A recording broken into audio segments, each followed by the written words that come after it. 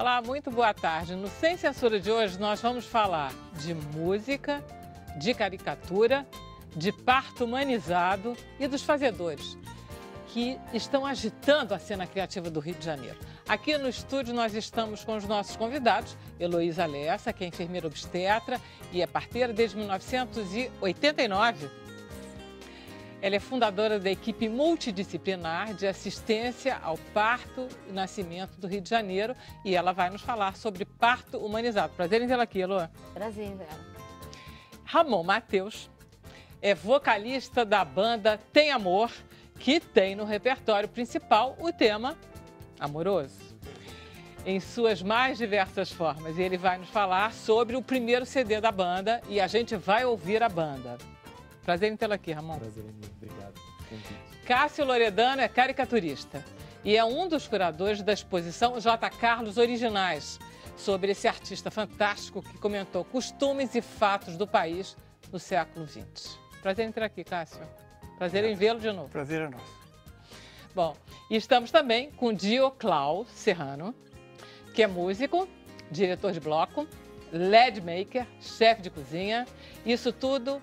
Ele é um fazedor, essa turma de gente que está agitando a cena criativa carioca e ele se auto-intitula Guigueiro. Guigueiro. Saberemos o que é isso. Bom, vamos começar com o Cássio. Cássio, eu quero que você me conte a história desde que você, em 1995, ganhou uma bolsa da Rio Arte para fazer um trabalho. Quer dizer, você é um caricaturista de peso, que trabalha há muito tempo e com participações nos principais jornais do país. Aí, em 95, você já era isso tudo e ganhou uma bolsa da Rio Arte para fazer o quê? Um inventário do trabalho do J. Carlos, o maior caricaturista da história do Brasil. E é uma pequena vergonha que eu tivesse conhecido melhorzinho o J. Carlos já com 33 anos de carreira. Porque eu sou caricaturista desde 72, é uma coisa absurda. O sujeito entrar nessa profissão ignorando o maior de todos. É o maior de todos, né? É o maior de todos, inclusive, porque não é necessário mais fazer tudo o que ele fez. Tá. Ele começou em 1902, numa época em que, por exemplo, a fotografia no Brasil engatinhava, era caríssima, era muito morosa. Então, a crônica visual tinha que ser feita à mão. Era o desenhista que fazia isso. Nos anos, por exemplo, 1920, as gráficas, as oficinas gráficas dos jornais tinham dado um salto enorme de qualidade. Reproduções a cores. Você nem sonha com foto de qualidade na maioria dos órgãos da imprensa e muito menos foto colorida. Então, era o desenhista. Tinha que fazer tudo à mão. Então, o tamanho do J. Carlos é inalcançável e é, inclusive, desnecessário, porque a crônica visual hoje se faz à máquina. Olha aí, a televisão, a foto, o cinema e a internet. E o caricaturista faz mais um comentário político, digamos. Mas ele era necessário também, que ele fizesse tudo naquela época. Até publicidade. A publicidade tem que apresentar a imagem do produto que está querendo vender e não tem foto. Então, é o caricaturista que faz ele. Mas olha só, Cássio, o J. Carlos, a gente fala em caricaturista. Você é uma pessoa que trabalha muito na distorção. As tuas caricaturas, elas são pesadas às vezes. Você não passa a mão no caricaturado. Sim, senhora, claro, né? Que sim. Já depende, se for um escritor, eu sou muito amável com ele. Os políticos é que não merecem nenhuma consideração. Não, você faz de tudo. Você faz de tudo. Agora, o J. Carlos, ele tem uma coisa tão bonita sempre, não tem? Aí é que você tocou no ponto. Esses caras da primeira metade do século XX têm uma ingenuidade, têm uma inocência que se perdeu a partir de 1945, com todos aqueles horrores que se descobriram. Não é? Aquele morticínio, seres humanos matando aquela quantidade enorme de seres humanos. Essa inocência se perdeu para sempre. Na segunda metade do século, já o humor é sardônico, é pesado, é o Melor. Né? Já é cerebral, já é amargo. Naquela primeira metade havia uma inocência, uma confiança no futuro, não é? A máquina, o progresso, as experiências programando a convivência coletiva. Depois você viu que não deu nada certo, o fascismo, o nazismo, o comunismo, foi tudo... Mas havia essa confiança e que se perdeu a partir do que se descobriu em 45. A gente tem algumas imagens que certamente estão na exposição, porque essa exposição que você está fazendo, ela é enorme, né? Não é muito grande, não. Não? Olha, você tem que ver o seguinte, eu contei o número de dias que este homem trabalhou, de 1902 até estourar em cima da prancheta na redação da Careta em 1950. Passou a vida desenhando e morreu em cima da prancheta. Assim, teve um AVC em cima da prancheta. Muito bem, não dá 18 mil dias, esses quase 49 anos de carreira. O sujeito fez mais de 50 mil desenhos facilmente, quer dizer, um louco. Nem é necessário mais isso. Muito bem, dessa produção absurda, oceânica, acabaram em Petrópolis, no acervo do filho dele, do terceiro filho dele, acabaram um pouco mais de 1000 desenhos, e esse acervo é que veio para o Instituto Moreira Salles. Quer dizer, é um pedaço muito reduzido da produção dele. Porque as obras que foram publicadas nas revistas, todas as revistas, né, Fonfon, a Ilustração, tem várias revistas publicavam-os. Vieram poucos originais, sim, mas as coleções encadernadas quase todas. Ah, tá. Você que é um tem, tesouro maravilhoso, que te orienta. Por que foi feito isso? Quando e para quê? Em que lugar? Então, as páginas das revistas contêm isso. O próprio nome, a fonte, que é o nome da revista, a data e o contexto. Foi feito para quê? Então, uma pequena parte dessa coisa. E aí nós recebemos no Instituto Moreira Salles esses 1000 originais, fora as coleções encadernadas, que nos orientam. E fizemos uma seleção de 300 desenhos, é bastante. É muita coisa. Inclusive anunciando o seguinte, pesquisadores, está tudo que estava em Petrópolis, com a comodidade de um único endereço para o sujeito pesquisar tudo, continua no mesmo endereço, só que não é mais Petrópolis, é a Rua Marquês de São Vicente, aqui no Rio, a sede do Instituto Moreira Salles. Deixa eu passar alguns desenhos, aí você, inclusive, pode até comentar os desenhos que a gente vai passar, porque eles não têm áudio. Por favor, Emília, mostra pra gente. Olha, o sujeito era um maluco. Olha que lindo isso aí. Olha que lindo. Tá aqui, tá vendo? Olha, gente. É. Olha como é bonito o desenho. É belíssimo. Olha lá. Aquilo me lembra, não passa esse desenho ainda não, deixa ele aí. Aquilo me lembra aquela cena do Amadeus, do Mozart, do filme daquele húngaro, sobre o Mozart. Quando o Salieri pensa que está pronto, está excelente, que nada, ainda falta o cello. E aí ele bota aquela nuvem, ele bota essa cena ao ar livre, na rua, bota uma nuvem, olha lá. É lindo. Que coisa deslumbrante. É o seguinte. Olha isso aí é o Getúlio na cadeira do barbeiro. Olha que coisa carinhosa, não é? Olha lá, isso aí são os 3 candidatos à presidência da República em 1950. Getúlio, Cristiano Machado e lá no fundo o brigadeiro Eduardo Gomes.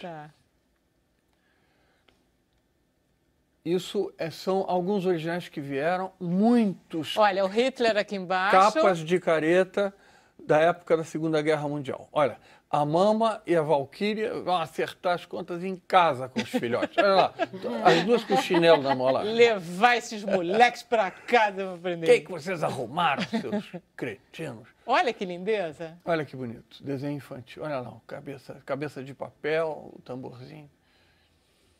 Esse camarada, em 50 mil desenhos, ele não tem nada ruim. Como é que pode isso? Quer dizer, uma tenacidade, um talento natural E a crônica visual de metade do século XX, toda aquela riqueza da primeira metade do século. O que é mais adorável é que você começou em 1995 para fazer um ano de bolsa de estudos. Quantos livros você já publicou? publicou? Estou há 22 anos nisso. Meu pai disse assim, olha, primeiro não vai roubar. Segunda coisa, menos ainda o dinheiro público. Então, quer dizer, isso aí é dinheiro público. Eu ganhei uma bolsa para fazer isso durante um ano, mas estou há 22, porque o Brasil precisa merecer o J. Carlos. É tão absurdo viver sem ele, como seria absurdo viver sem Noel Rosa. São grandes cronistas da vida nacional. O Brasil não pode prescindir disso, não é?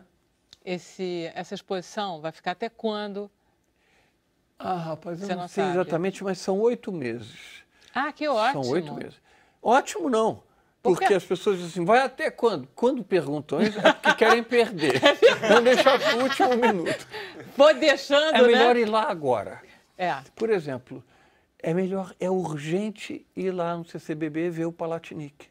Ah, eu também acho. É urgente. Eu também acho. Estamos Isso é perfeitamente de uma acordo. sorte do então, Brasil. Vamos aqui um Aleijadinho, um Palatinic. O Brasil tem sorte, cara. Nós vamos fazer um chamamento urgente. As pessoas têm que ir no CCBB. Tem que ir ao CCBB, tem que ir ao Moreira Salles ver J. Carlos, tem que ir ao CCBB ver Abraham Palatinic. Tem toda a razão. É extraordinário. É inacreditável a beleza daquilo. É um prazer ver aquilo. Eu fui com minha filha, que é criança. Criança não tem paciência para esse tipo de coisa. Mas aquilo, Mas né? a gente fica magnetizado, não conseguia ir embora. Pai, só até o próximo se mexer. Porque são motorizinhos que mexem aquele universo todo. Aí fica 15 minutos trabalhando, eu estou aqui para falar de JK, eu vou falar do Palatinic. Não, mas pode falar do Palatinic, porque ele merece. São móveis, são trabalhos cinéticos que se mexem, ficam...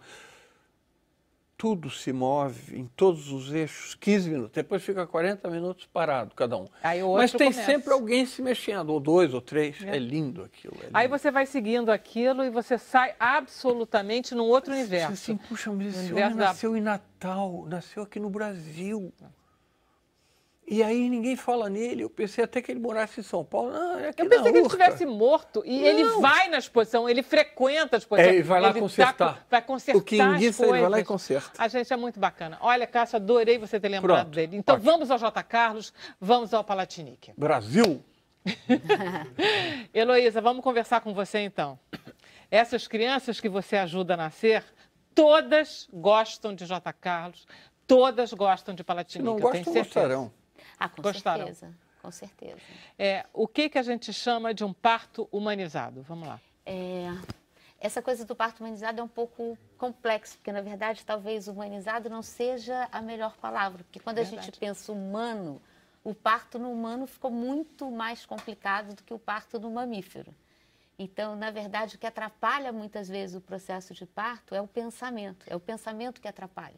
Se a gente consegue não pensar durante o trabalho de parto, se o nosso cérebro pensante neocórtex não trabalha, quem trabalha é o cérebro primitivo, e aí a gente vai parir lindamente. Você está falando para as mulheres que estão parindo, é isso? Das mulheres que estão parindo, exatamente.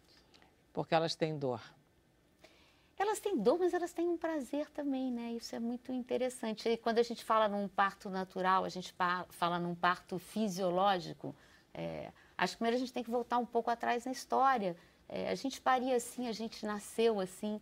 Tem apenas 40, 50 anos que o parto virou um evento médico. E o parto, na verdade, é um evento fisiológico. Ele pode complicar, e aí a gente tem a cesariana, a gente tem as intervenções, é lindo. Mas, na maioria das vezes, se a mulher tiver condições para liberar os hormônios que são necessários para ela e para o bebê poderem parir e nascer, isso acontece de uma maneira muito mais tranquila. Isso acontece de verdade, sem muita intervenção, né? Então, acho que a ideia, quando a gente fala do parto humanizado, é respeitar um pouco o desejo dessa mulher, a necessidade dessa mulher, o que ela precisa para parir, qual é o ambiente que ela precisa, onde é que ela se sente mais segura. Ela precisa ser protegida para que ela possa liberar essa química que hoje, adorei você estar aqui do lado, porque a gente fala da ocitocina. A ocitocina é o hormônio do amor, é uma química que a mãe libera em altíssimas quantidades quando ela está parindo, ou quando ela está amamentando, ou quando a gente está namorando. E o que está acontecendo é que, de alguma maneira, na nossa sociedade, essa química tão poderosa que é a ocitocina está se tornando inútil. Elô, né? quantos partos você já fez? Eu, em casa, eu tenho hoje, acho que 823, uma coisa assim. Caramba. E no hospital, acho que pelo menos uns 1.700, 2.000. Você começou como obstetra, obstetra, normal, tipo, tudo bem numa boa. E, de repente, você resolveu se dedicar? Mais ou menos. Quando eu me formei, eu já tinha o meu diploma, já me dava direito de atender partos normais, fisiológicos, sem a presença do médico. Mas há 34... Em hospital? Nunca se falou nisso. O parto hospitalar ou o parto domiciliar não é uma Claro, questão. porque de repente você pode estar no meio da rua e ter a criança. Então, o local não é uma você questão. pode atender a uma... Pensa, a gente tem no Brasil 60 mil parteiras tradicionais que atendem aos partos na Amazônia, no Nordeste brasileiro, e que é totalmente legalizado. Então, o local de parto, na verdade, não é uma questão, é muito mais qual é o profissional que está atendendo ao parto. Tá, entendi. Então, enquanto enfermeira, eu poderia atender ao parto tanto em casa quanto no hospital. Okay. Apesar de que a nossa cultura não permite isso. A gente vive uma medicina absolutamente tecnológica. Tudo bem. Agora, outra coisa. É proibido fazer partos em casa no Rio de Janeiro depois de uma certa data? Foi isso que aconteceu? Não, isso é bem interessante. Explica para mim. Tá. A gente, o Conselho Federal o Conselho Regional de Medicina lançou uma resolução onde ele proíbe os médicos de darem assistência a mulheres que pariram em casa. O Conselho Federal de Medicina, o Conselho Regional de Medicina não pode proibir a enfermagem de fazer porque eu sou totalmente legalizada. Então, a maneira de tentar bloquear, inclusive a segurança desse processo, é dizer que o médico não pode atuar caso ele seja necessário. O que, na verdade, não é bem assim, porque, na verdade, o médico também ele não pode se negar. Quando ele é médico, ele tem essa obrigação de ajudar. Mas essa é uma tentativa só no Rio de Janeiro, isso acontece, no Brasil inteiro isso não acontece. E no mundo inteiro, o parto domiciliar ele é possível, ele é viável, ele é feito com segurança. Mas acho que a questão mais importante não é nem o local de parto. Ela pode ter um parto hospitalar lindo. Hoje no SUS a gente tem a casa de parto, por exemplo, no Rio de Janeiro, a gente tem nas maternidades públicas. Está existindo um movimento de retomada de um parto mais fisiológico, como você chama, das mulheres. Um parto com menos intervenção. A gente foi, até muito pouco tempo atrás, campeão mundial de cesariana. Quer dizer, não é possível que as nossas mulheres não possam parir, tem alguma coisa errada. Eu estava vendo os números, 57% dos partos são por cesárea e a Organização Mundial de Saúde, ela recomenda 15% de partos cesáreos, quer dizer, tem um... E se a gente vai para o serviço privado, em alguns lugares isso chega a 98%. Vocês são pais, na medida em que não são mães? Ainda não. Eu sou pai de 3 crianças. 3 meninas. Foram 2 partos naturais e uma cesariana, porque não tinha outro jeito. A menina estava de cabeça para cima. Tá, tudo e bem. de costas para o distinto público. Então teve que ser uma cesariana demorada, complicada. Mas é porque foi necessário, não estava com a cabeça para baixo. Tá. E você, pode haver parto natural com a cabeça para cima? Pode? Pode. Olha só, claro que tem um risco maior. E a gente, para continuar esse assunto, e esse assunto tá bom. Tá, a gente, depois do intervalo, vai continuar falando com a Heloísa sobre parto humanizado, mas a gente também vai falar de música e a gente vai continuar falando da exposição que homenageia J. Carlos e dos nossos guigueiros. A gente volta já já.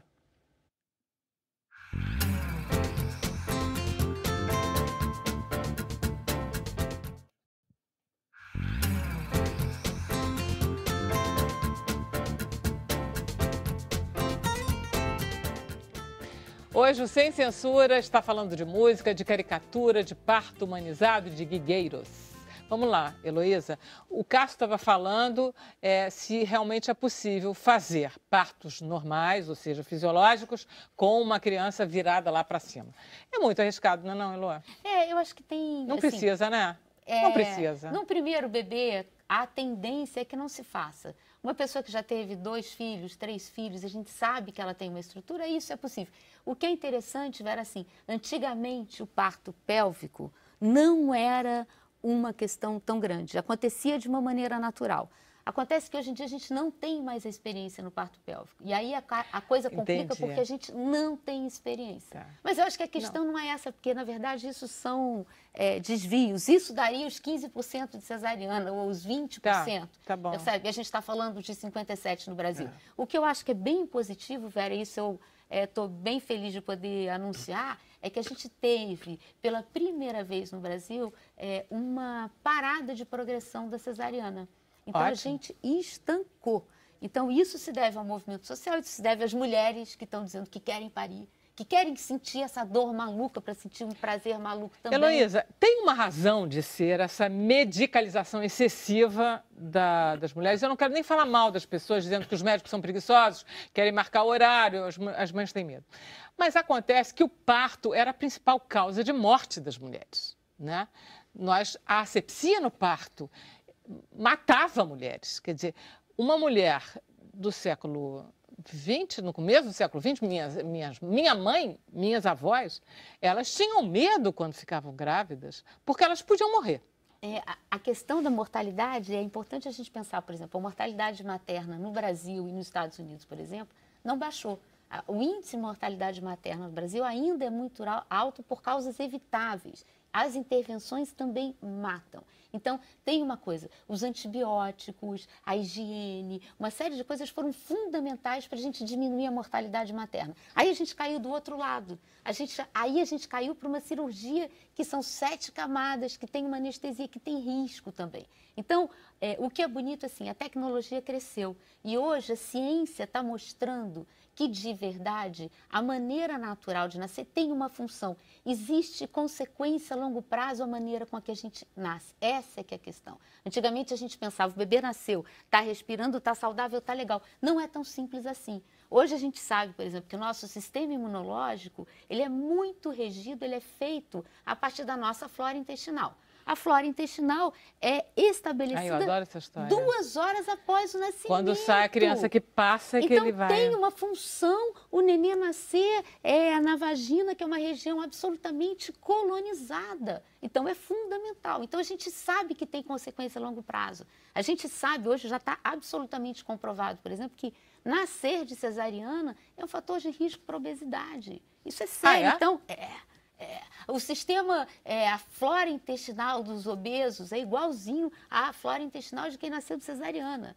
Então, assim, está começando a ficar sério. Não dá simplesmente para dizer, eu não quero passador, vamos resolver isso. Eu estava vendo a equipe, por exemplo, uma equipe de um parto, eu estava lendo, a equipe de um parto é uma enfermeira, um médico, uma enfermeira obstetra, um médico obstetra, um anestesista e um pediatra. Mas isso é no hospital. Quando, por exemplo, eu resolvo ter filho em casa, eu chamo você, faz só você? Eu e uma outra enfermeira obstetra. Então, vão 2 pessoas e, obviamente, a gente tem uma equipe, a gente tem médicos, obstetras que estão atentos, que sabem que se eu precisar ir para o hospital, eu vou para o hospital. Ou, se for uma mulher que não tem condição de ter um plano de saúde, de ter uma referência de um médico particular, ela vai para o SUS. Então, se a gente tem alguma intervenção durante o processo, a gente leva, por exemplo, para o Hospital Maria Amélia, que é um hospital muito bom que a gente tem no Rio de Janeiro. Mas não seria melhor que a gente pudesse ter o parto humanizado no hospital? Você falou que agora já existem as casas de parto. Não era melhor? Vera, o que é melhor é o seguinte, a mulher precisa se sentir segura para parir. Tem 25 anos, vou voltar para a ocitocina, que a gente descobriu que a ocitocina é o mesmo hormônio da relação sexual. Não existe ereção sem ocitocina. Não existe lubrificação vaginal sem ocitocina. Como é que eu quero liberar a ocitocina num ambiente hospitalar, com a luz acesa, com o médico olhando para mim? Não existe, não rola. Então, o que é importante é que a mulher se sinta segura para que ela possa liberar esses hormônios. Então, o parto em casa não é para todo mundo. Tem gente que se sente muito mais segura no ambiente hospitalar. Tá. Então, vamos criar esse ambiente hospitalar, onde ela tenha, agora a gente tem na perinatal, por exemplo, uma sala de parto humanizado, que tem uma banheira, definitivamente é mais legal.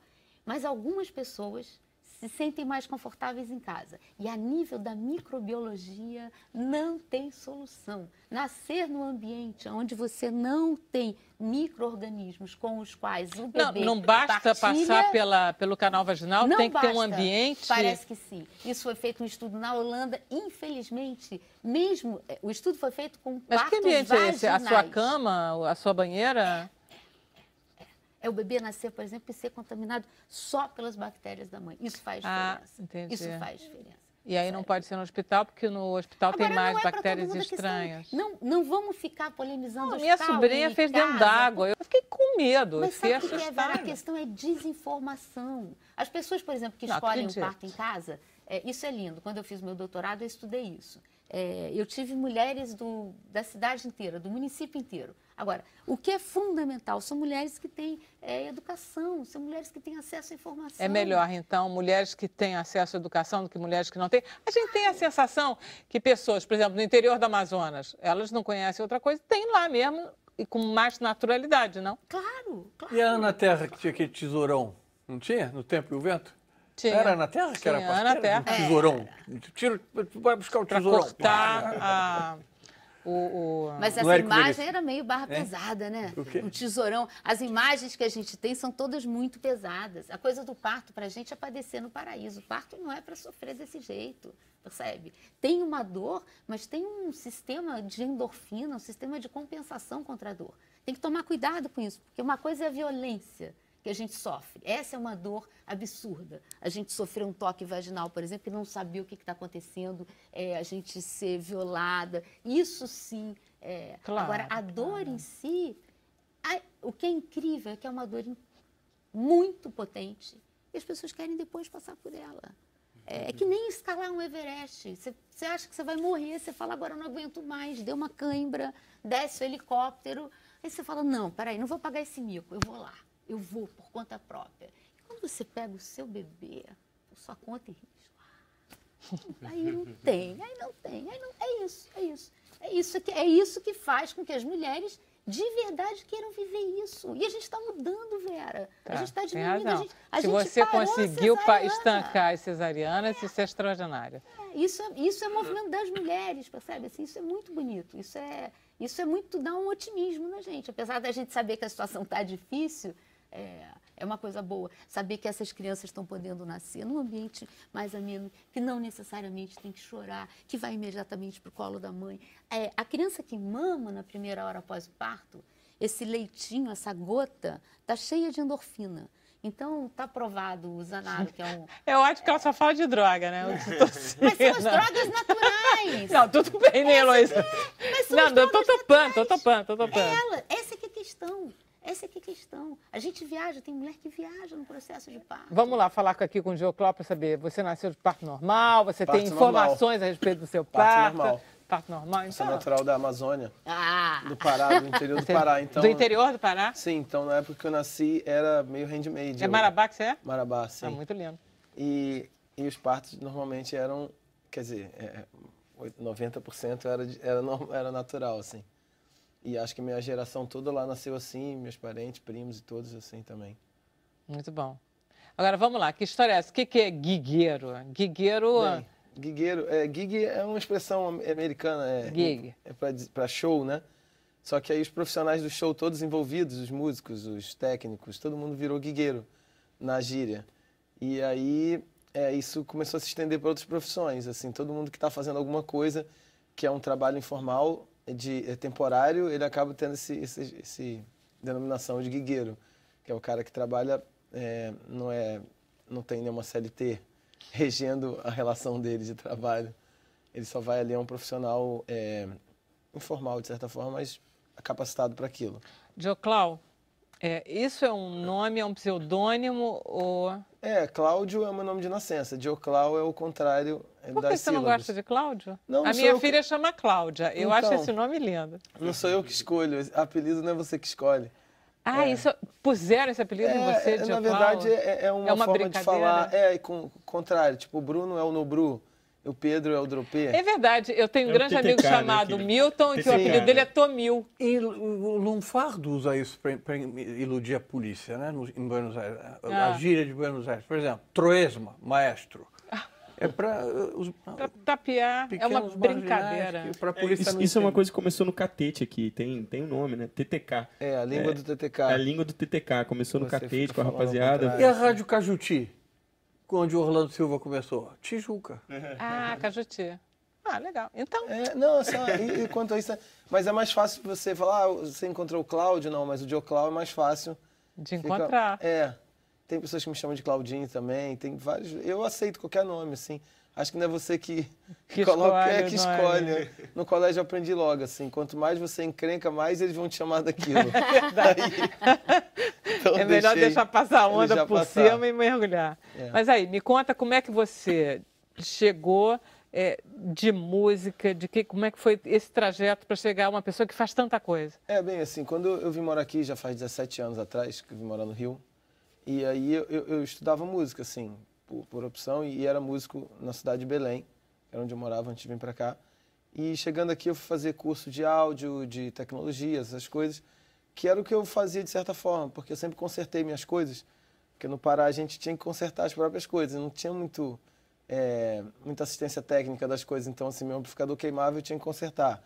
Minha guitarra queimava, o captador, a corda, eu tinha que dar um jeito de resolver. E isso, quando chegou aqui, eu vi mais funcionalidade para essas minhas invenções, né? De ficar tentando resolver as coisas do meu jeito. E eu acabei conhecendo que muita gente fazia também a mesma coisa, né? Tipo assim, agora eu sou... Tipo assim, eu tenho um bloco de carnaval e é baseado em fantasias de LED. Então, assim, o fato de eu saber soldar para consertar minha guitarra ajudou eu a fazer as roupas de LED do meu bloco. Não, primeiro você estava lá consertando os teus amplificadores, não sei o exatamente. quê, da tua música. E aí como é que entrou o LED e as fantasias? Peraí, você foi rápido demais. Sim. Aí, Você adora carnaval. sim, eu gosto muito de carnaval e acabo sendo convidado para as coisas, porque eu tenho também um triciclo de bicicleta, que é um triciclo trio elétrico, que eu também montei ele para carnaval. Tá. E acabou que ele serve para muitos blocos no Rio de Janeiro. Então eu sou requisitado por isso também, para fazer pequenos blocos alternativos proibidos. Geralmente proibido pelo Rio Tour, assim. Porque quem quer um bloco alternativo não quer aquele aparato todo de trio Não, elétrico, e não autorizações. consegue contratar uma banda, Sim. fica difícil. Então precisa ter o lado eletrônico já Sim, pronto. Aí isso. você fica DJ de banda. Eu sou DJ de bloco. DJ de bloco. Aí eu levo o meu pequeno trio elétrico, que na verdade é um triciclo, que juntamente com o meu coletivo, que eu tenho um coletivo de pessoas também que trabalha comigo, que é o Minha Luz é de LED, que é a galera que criou todas essas coisas junto comigo, enfim. Agora que a gente ficou mais conhecido, vamos dizer assim, aí a gente ataca em vários pontos da cidade, da oficina, para as pessoas que estão interessadas em fazer LED wear também, que é essa coisa de roupa O de que é LED. essa história de roupa de LED? Bem, assim, esse é um movimento já antigo, que já vem de fora, enfim, depois que os chineses inventaram esse LED mais barato, assim, de trabalhar, o Saara tá cheio deles, assim. É aqueles caninhos que tem a luzinha dentro. Isso. Geralmente os brinquedos, a gente arrebenta os brinquedos, bem barato, de R$2, assim, descobre como é que se faz o circuito e adapta nas roupas, assim. Acho que essa Sapucaí também tá bem LED agora, né? Elas pararam aqueles carros que pegavam fogo, assim, para esses carros que usam LED agora, que é uma tecnologia que dura mais e é mais barata e é menos perigosa também. E a gente consegue adaptar isso nas roupas, que é bem leve de usar, né? Faz óculos, tênis, acessórios, que a criançada gosta também, assim. E no carnaval dá um brilho especial, assim, porque LED, talvez esteja na moda agora, talvez o LED como outra opção, né? Já foi o glitter, já foi tudo. O LED é o momento agora. Acho que a moda também está atravessando esse momento de... Tá. Aí usar como é que a LED. gente vai chegar? Tem mais além disso, né? Não ficou só isso. Sim, o que o Fazedor, o projeto que eu estou agora, ele abraça as pessoas que têm múltiplas funções e dão cabo das coisas que resolveram fazer. Que no caso no meu caso é isso, eu sou operador de som, operador de teatro, de som, trabalho com som. E daí, paralelamente a isso, eu faço essas bijuterias de LED, acessórios de LED, cenários também, e crio mobilidade sonora com carros, bicicletas, mochilas, enfim, tudo que sai som e é portátil. E o projeto que eu estou fazendo agora, que é da Raider, enfim, eles abraçaram pessoas que têm essas múltiplas funções e conseguem fazer. E geralmente são as pessoas que estão fazendo no mercado alternativo da cultura, da indústria, a indústria criativa, digamos assim. Que gera muitos dividendos assim para quem faz. E faz sucesso. Né? E faz sucesso com a juventude. E é a coisa de uma nova profissão agora, assim, porque não tem muita definição do que é a sua profissão.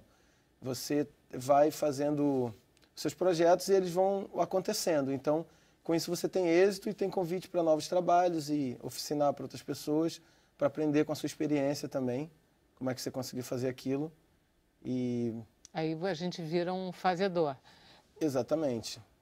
Todo mundo aqui é um fazedor. De certa forma, ela é um fazedor. Todos são artista, fazedores. Em geral, hoje, se ele não for fazedor, tipo, tá perdido. Como músico, você deve fazer a parte da mídia social, deve fazer tudo. Então, você entra em outros ramos da sua profissão, que deveria ser, a princípio, só engraçado que você música, acaba né? se achando em outras coisas e fazendo bem aquelas coisas. Eu sempre vejo uma galera que é músico e aí foi fazer o lance da mídia social, como você disse, e desenvolve super bem, então acaba sendo chamado para fazer mídia de social outras para uma outra banda. Eu faço isso, eu faço flyer, eu faço arte, eu faço várias coisas para outras pessoas. E comecei a fazer por necessidade, porque hoje a gente depende disso, né? Essa coisa, a gente é uma banda independente, mas na verdade deveria se chamar banda dependente, que a gente depende cada vez mais de tudo, né? Das pessoas e de tudo que a gente faz para conseguir. Sim, mas ele também é chefe de cozinha. Isso foi mais um apelido dado a mim, assim, porque como sou paraense... Mas isso o Cássio também é. Então. Chefe não, sou cozinheiro. Cozinheiro, chefe, exatamente. Assim, fica mais bonitinho chamar de chefe. Porque eu acho que está mais gourmetizado o chefe. Da própria cozinha, da casa. Porque cozinheiro não quer dizer nada. Chefe pressupõe um certo capricho, uma certa criatividade. Uma certa erudição, assim, sobre o que você está fazendo. E comida paraense é meio que isso, assim, porque quem vê fazendo, os ingredientes são raros e você não encontra em qualquer lugar.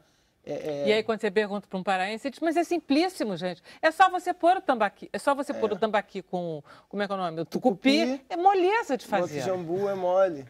Cozinha a erva por 7 dias para tirar o veneno. É simples assim. Entendeu?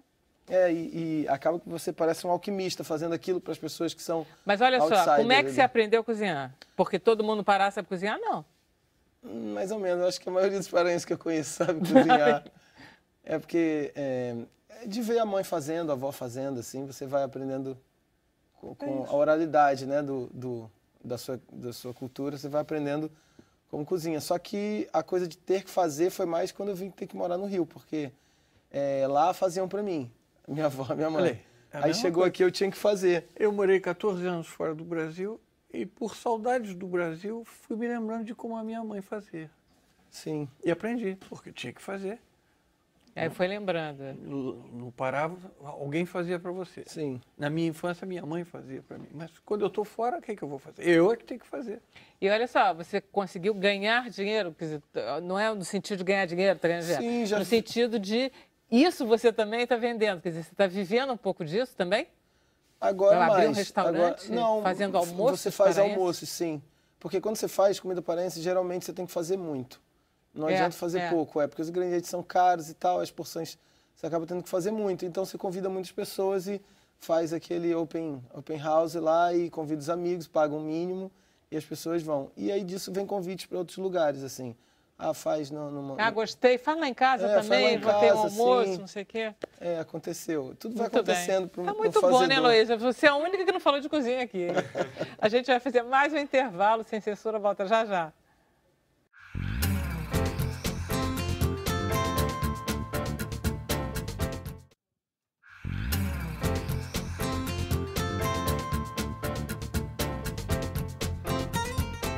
Voltamos com Sem Censura hoje falando de música, de parto humanizado, de caricatura e dos fazedores. Vamos aqui, Dioclau.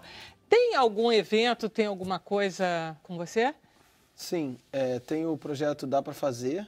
E aí você chama todo mundo, quem quiser ir, vai, como é? Isso, para você conhecer os meus projetos, os projetos das outras pessoas, contemplar também artistas e tal. é meio que dar um impulso, né, dar uma cara e mostrar quem está fazendo a indústria criativa no Rio, né? E aí tem o quê? É uma espécie de feira, tem tudo que você faz, tem comida, é uma festa? É uma zona como se for uma zona ocupada pelos fazedores, como se fosse isso, uma feira onde você tem palestras, você tem workshops, você tem shows, aí tem as pessoas que expõem os alimentos e a sua, né? A gente acabou não falando com você sobre comida, o que eu acho absurdo. A mulher do grupo aqui não... O que você dá para as suas parturientes? Alguma coisa de comer? Tem alguma satisfação oral? Pena que não. É assim, quando a gente está parindo, é tão importante o que o corpo está fazendo, que de alguma maneira a gente estoca no corpo ácido graxo, a gente não precisa comer, a gente não tem fome durante o trabalho de parto. Assim, dar à luz é uma coisa muito completa, não dá para comer, beber, então dificilmente a gente tem fome. Agora, claro que depois do parto tem a tradicional canja de galinha, né? Tem a canjica, tem as comidas tradicionais que a gente sabe que de alguma maneira fortalecem depois de um esforço físico bastante grande. O que é extraordinário, todo mundo fala, e você falando, é que depois de um parto normal, assim, fisiológico, humanizado, a mulher em meia hora está ótima? Meia hora está ótima. Claro que eu acho que talvez seja um pouco exagero. A gente dizer que meia hora está ótima, mas sem dúvida nenhuma, a recuperação é incrível. O mais importante é a relação dela com o bebê. Ela sai dali amamentando, ela sai dali cuidando. A gente diminui muito, por exemplo, a questão da depressão pós-parto, uma coisa que a gente deixa de ver. É verdade que diminui? Ela sai completamente apaixonada pelo bebê. Então, isso é que eu acho que é a coisa mais importante. Talvez mais importante do que tudo. Você tem razão. Eu conheço muitas mães que estranharam seus filhos depois de parto. E isso você acha que com esse tipo de parto não acontece? Tem uma coisa que, assim, por exemplo, se você pegar o bulldog, que é um mamífero, o bulldog hoje ele só tem bebê por cesariana. Ele não toma conta do bebê. Então, a gente sabe que a produção dessa ocitocina natural, ela faz a mãe e o bebê se apaixonarem. Essa é que é a questão. Por isso que é tão importante. Porque tem uma química que é isso. Eu me apaixonei pelos meus dois filhos imediatamente, sem problema nenhum, e foi cesárea. Claro. Vera, tem que tomar cuidado, porque não é uma questão individual. A gente está falando de uma questão não, eu sei, mas é porque aí, de repente, eu fiquei nervosa, de repente, meus filhos... Não, claro que todo mundo... Isso, foi uma eu tenho, inclusive, meu primeiro filho de cesariana e isso não modifica a questão do amor. Heloísa, obrigada. A gente só está falando que tem uma química que favorece isso, percebe? Fica mais fácil. É só isso, é uma química que a gente produz ou não, que favorece. Em relação, de novo, ao parto na água, porque deu a sensação que eu não gostava do parto na água, que fiquei um pouco assustada, mas não é o que você faz, em geral, não é? Porque as mães, quando pedem para... Vamos lá, Heloísa, eu quero ter filho com você, quero que você... Não é para dentro d'água, é? Depende. A questão é a seguinte, a água, ela é um instrumento para o alívio da dor. Tá. Então, você coloca numa banheira, você coloca num chuveiro para o alívio da dor. Algumas mulheres têm vontade de permanecer nesse ambiente, não tem problema nenhum se o bebê nascer na água. Agora, não é uma necessidade, percebe? É muito mais comum, inclusive, ela ficar na água por um período e sair para parir. Mas se o bebê nascer na água, não tem nenhum problema. Ele só vai respirar quando ele entra em contato com o ar. Não estava preocupada dele morrer afogado em hipótese alguma. Achava que ia ter gente lá para tirar a criança de dentro d'água. Maravilha. Vamos lá, Ramon, vamos falar dessa banda maravilhosa. É só amor aqui? Bom, a gente está muito feliz de estar aqui mostrando o disco que a gente acabou de lançar, né? O EP. O disco foi produzido pelo Rodrigo Suricato, um querido. Viajou com a gente. A gente gravou no estúdio do Emerson Nogueira, que é um grande amigo nosso também. Nosso batera Zé toca com ele já há 20 anos, então ele cedeu o estúdio para a gente gravar. Aquilo que eu estava falando da banda dependente, né? Então a gente fez um projeto todo independente, um disco todo que a gente mesmo escolheu o repertório, fizemos as canções, custeamos e é um projeto que a gente abraçou, que a gente está muito feliz de estar lançando. Lançamos em setembro do ano passado, se eu não me engano. E estamos trabalhando as cinco faixas, hoje a gente vai mostrar 2 aqui no programa. Maravilha. Vocês já se conheciam? Vocês todos trabalham em bandas outras? Como é que é? Sim, a gente já se conhecia. Todos nós, a gente já trabalhou junto em outras bandas, né? Fazendo outros trabalhos. E justamente por a gente se identificar muito nós 5, a gente tem uma unidade e tal, a gente resolveu fazer o trampo autoral, né? O trabalho que é nosso mesmo. Porque a gente tocava em bandas que eram mais bandas covers, né? Tocando música de outras pessoas. Yes. E ainda não tínhamos o nosso trabalho, nós, como 5, trabalho nosso ainda. E a gente falou, é hora da gente fazer uma coisa autoral, mostrar o que a gente, né, gosta de cantar, de fazer, de escrever, a mensagem que a gente quer passar. levar muita ocitocina pra galera, né? Quem é que compõe no grupo? Isso varia. Tem algumas canções são minhas de outro período que a gente resgatou, Tá. mas a gente já está fazendo canções junto, né? E uma delas Tem Amor, que é a música que abre o EP, e a gente vai tocar hoje aqui, nós fizemos nós 5 lá nesse estúdio em Minas, que é um estúdio incrível do Emerson Nogueira, quero até mandar um abraço para ele.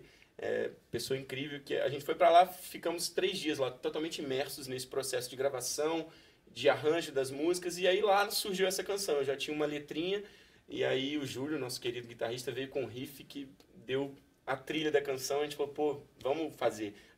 Inicialmente a gente gravaria 4 canções no disco, e aí a gente fez tem que entrar também. A gente fez um EP com 5 canções. E são ótimas. E por que o amor? Porque vocês são todos românticos? Sim, acredito que sim, mas eu acho que o amor, ele te possibilita escrever sobre tudo, assim, né? Você consegue... Porque as nossas canções, elas não são só sobre o amor, relacionamento entre 2 pessoas. É mais... a gente conta histórias de outros amores, né? Do amor que a gente tem pela música, de um amor de um amigo, e todas essas nuances que o amor tem. Mas, sem dúvida, é porque a gente é bem romântico. Olha só, a banda de vocês tem o Júlio Raposo, que é guitarrista, Isso. tem o Bubu Silva, que é o trompete, tem o Ébano Machel, que é o baixo, o Zé Mário, que é o baterista, e você, que é o Matheus, que é o vocal. Isso. Há muito tempo que eu não vejo uma banda de rock com trompete. Pois é, isso é uma história bacana pra gente, porque a gente usa o trompete é um instrumento tônico pra gente, a gente procura usá-lo, porque geralmente, se você for ver o samba, ou os instrumentos de sopro, eles são sempre os instrumentos de ataque, né, o nosso não, Força, ele é um instrumento, né? que aparece em todas as canções, aparece bastante, tem um fio ali que liga, e a gente fez essa experiência, porque a gente já tocava com o Bubu. O Bubu é trompetista do Los Hermanos e tal, e a gente fazia um Não, o outro Bubu projeto é com muito ele. bom. Ele é maravilhoso. Vocês todos são muito bons.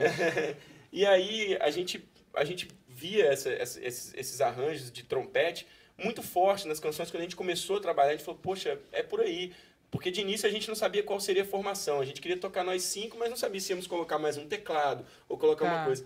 Nos primeiros ensaios a gente começou a ver que aquele som era um som que poderia soar diferente e que tinha um brilho ali, né? Então a gente usa o trompete como instrumento tônico dentro de quase todas as canções. Porque não é o único instrumento que o Bubu toca, não?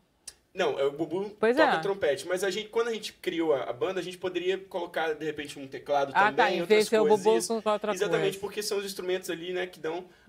Então, quando a gente fez o primeiro ensaio, a gente falou, pô, não, tá muito legal, tá um som diferente, e tá soando bem, e a gente continuou usando isso, assim. Então, a gente tá muito satisfeito com o resultado das canções. O Bubu toca muito, né, mas as canções ficaram bacanas. Assim, vocês todos tocam. E vocês estão lançando o CD agora? Não, já lançaram. Isso, a gente está trabalhando esse apresentando. disco, mas a gente já está com um disco pré-pronto, que mais uma vez vamos gravar lá no Emerson Nogueira, que ele cedeu o estúdio pra gente. A gente vai voltar para Minas Gerais, em São João Nepomuceno, um estúdio maravilhoso, no meio do nada, numa fazenda, assim, meio fazenda, meio sítio lá do Emerson. E a gente vai para lá de novo, viaja, fica lá vários dias, só respirando o disco, né? Então, agora vai vir um disco Não podem inteiro. falar mal do sertanejo, porque sertanejo é isso, tem um estúdio no meio do nada, entendeu? Super bem equipado. É isso? E é mais ou menos isso, é a gente chegar... O estúdio é maravilhoso, a estrutura do estúdio é maravilhosa, mas o que vale mais pra gente é todo o processo que envolve a gente estar lá junto por muito tempo, porque nessa vida corrida que a gente tem de Rio de Janeiro, todo mundo toca em outras bandas, é um momento que a gente tem de parar e cada um conhecer um pouco um outro, assim, né, mais o outro, e escutar tudo que cada influência que cada um traz para a banda. Isso funciona maravilhosamente bem, funcionou nesse disco e eu espero que funcione no próximo também. Ramon, você vai tocar o quê pra gente? Que barulho é esse que você vai fazer? Pois é, hoje a gente trouxe 2 canções. Uma é a Tem Amor, que a gente fez no estúdio lá com o Emerson, todos nós. E a outra é uma canção que eu fiz há um tempo atrás chamada Duas. A gente gosta muito de misturar nesse disco, esse EP principalmente tem uma mistura de humor com amor, que a gente acha que é infalível. Assim, a gente gosta muito de misturar humor com amor. E essa Duas, ela tem um pouco disso, fala mais ou menos Vamos sobre lá? coisas assim. Quero agradecer muito aos nossos convidados, a vocês, telespectadores que assistiram hoje. A gente agora vai acompanhar a nossa querida banda aqui. Por favor, Ramon.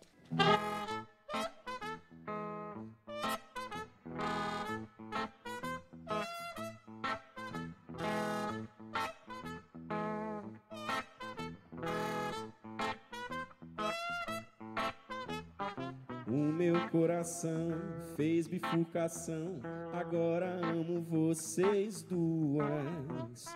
E como cada braço desse rio vasto, o meu curso muda, mas me acho.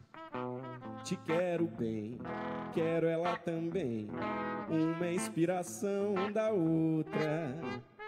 Quero confessar, é a primeira vez, nunca estive assim com duas. Quero que vocês, quero que nós três saibamos viver em paz. Se o povo falar, eu não vou ligar, viveremos sempre a troa. Quando eu tô na madrugada, ela me abraça e me tem. Mas quando eu chego em casa, sou todo de ti também. E não me falta nada, sou feliz porque tem em minha casa eu, minha música e você.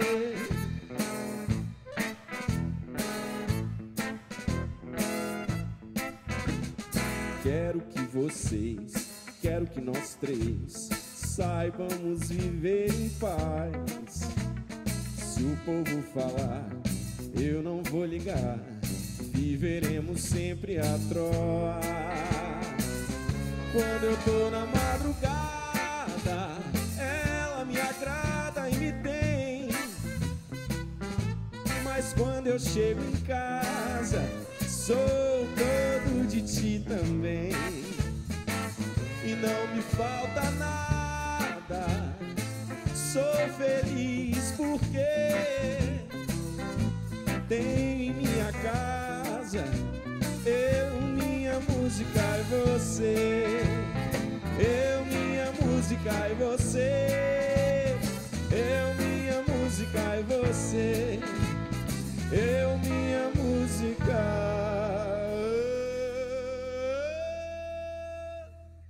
e você. Agora vamos tocar Tem Amor, que é a música que abre o EP que a gente fez lá. Vamos nessa?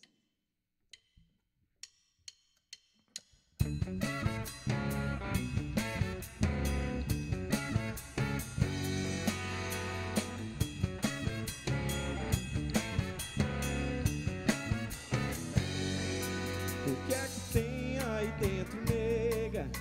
Depois do beijo, o que é que vem depois? Disserta mais sobre o que foi de fato. De certo modo você não se expôs. Felicidade pelo novo encontro, e não queria que o último fosse.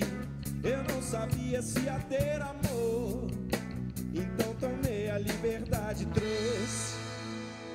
Faz de conta que não tem depois. Quanto falta para sermos dois?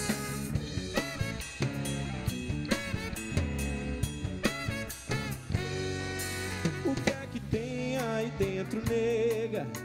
Depois do beijo, o que é que vem depois?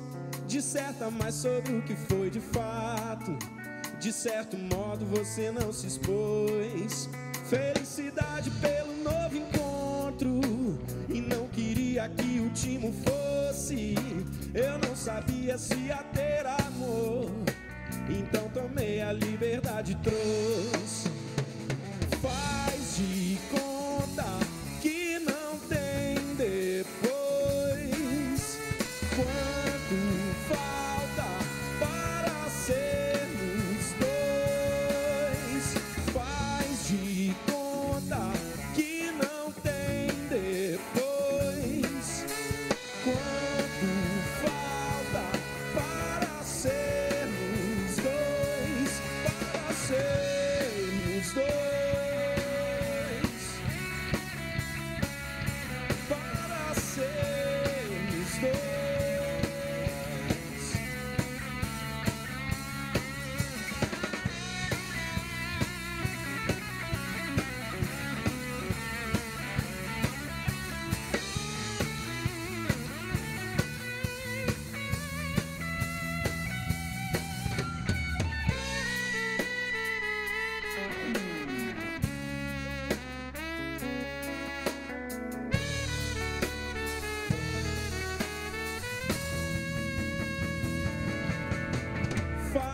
de